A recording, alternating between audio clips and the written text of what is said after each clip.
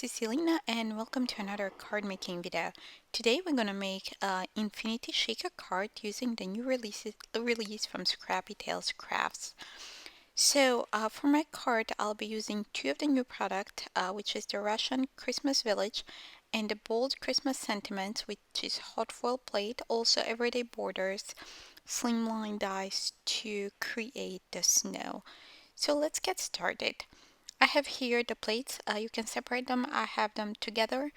I will separate those later, and I will use one of the sentiments for my card. So in meantime, while I'm stamping, I put the hot foil plate onto my glimmer machine to get heat up.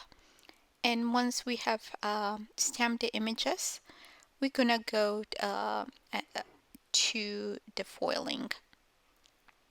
So I'm trying to decide which images to use. I decided to stamp three of the buildings and the tree. I will end up using only one of the buildings and the tree. It kind of, my scene felt kind of crowded, so I decided to use just one of the buildings. I'm preparing my watercolor paper using anti-static embossing tool.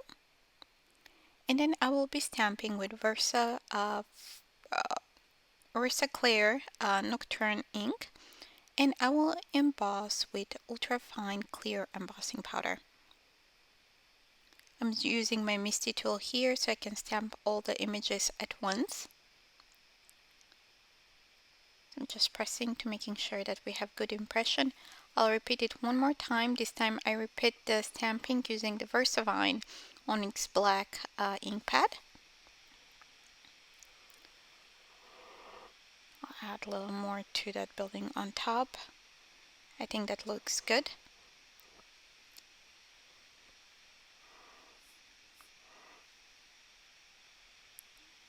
So now I will add the embossing powder and I will heat set it. I really like the look of embossed images when they're colored, and also it helps with watercoloring. When you're coloring more detailed images, the embossed lines, the embossed image helps that watercolor not to bleed in other areas, so it makes it easier for watercoloring. So since we are stamping on watercolor paper and I was talking about watercoloring, kind of give you the heads up that we'll be doing some watercoloring, and I'll be using my Karin Brush Markers Pro. So now I'm trying to decide which foils to use, and I went with blue. So I put that on my hot foil plates and run it through my die cutting machine. So we have three sentiments. I'll be using the Be Merry and save the Merry and Bright and Let It Snow for another time. So there you can notice that I just did three of the sentiments that come in the set. So here I'm working on glass mat, and that's why I scribbled that marker directly onto the mat, because it will be easy to clean up. But you can use any palette or any non-porous surface, or even just packaging from your stamp set or die set, or just simple plate. So I will color the images, and I will skip a bunch of steps here because it's very easy and very simple coloring. What I'm doing, I'm just I picked a few colors, and then I'm using the blender pen that comes in the large set of markers. It makes it really easy for watercoloring, especially that we have very detailed images here. So I will just scribble color onto my mat and then pick it up with my blender pen and color the images. So now I moved from red to green. Okay, we have all of them by magic of YouTube. So I have the coordinating dies here. I'll secure them with clear tape, Easy C tape. This is repositionable tape and does not stick to your images, so it won't pull the paper away once you remove it. So by magic of YouTube again, they're die cut, so I'm trying to position them to see how they'll look on my card front. This is when I realized that 3 images, it will create very crowded scene. So what I'm doing here, I'm just cutting a strip from using that Be Merry sentiment that we hot foiled. So here I realize it's too crowded.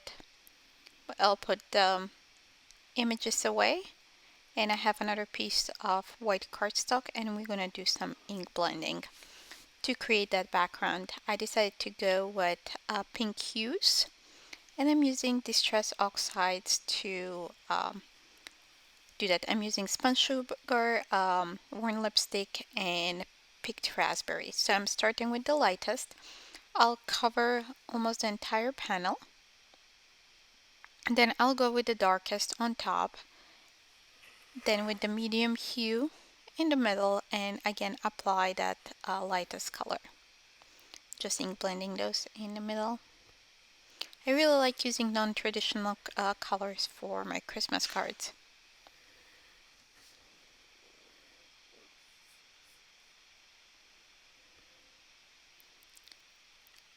Here I sprayed some water onto the background. I dabbed it out with a towel, and now I'm adding snow using a white gel pen. You can also use white acrylic paint and do some splatters. I liked more controlled snowflakes, so I decided to do a white gel pen. I sprayed one more time water and dabbed it out. So for my shaker card, I'm using a pre-made cover, but you can use any leftover acetate you have. Just cut it 1.5 inch more in width and length, and then fold it in 1/4 on each side, and add double-sided tape. So here I'm just adhering that to my background. I'm adding some sequins inside, and then I will close the other end when I'm satisfied with the amount of sequins in the pouch that we just created. I'm just adding a few more. I'm removing that tape and adhering on the back, so we have everything enclosed in that infinity shaker. So I'm again trying to see if I can use all the images. I think it will be too much, so I just decided to use the blue building, and then the tree and the Be Merry sentiment that we foiled in blue. So that was the reason I decided to go with blue, kind of ties everything together. Now I have some white glitter cardstock, and I'm using the Everyday Borders slim line die set to cut out that a piece for the ground or the snow. I'm just adding a little bit of ink. I'm using tumbled glass. I'm a little bit off camera, but I'm adding a little bit on the top and on the side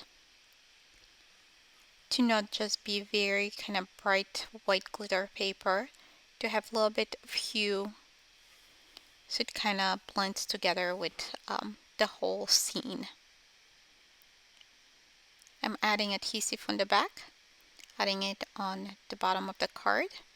The next what we have left is just to adhere our images and to adhere the entire infinity shaker to a card base.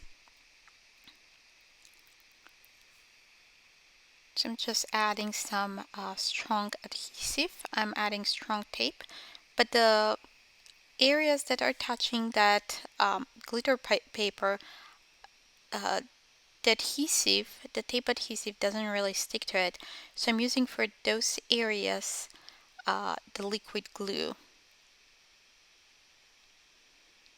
So you can see here I'm pulling that up and making sure there is liquid adhesive on the bottom. I'll make sure that everything is nice and straight and where I want it to be. And I'm putting a heavy acrylic block on top. This is large acrylic block. And let that glue set a little bit. Once it's set and adhered, I trim off that sentiment strip, and I'm adding adhesive on the back.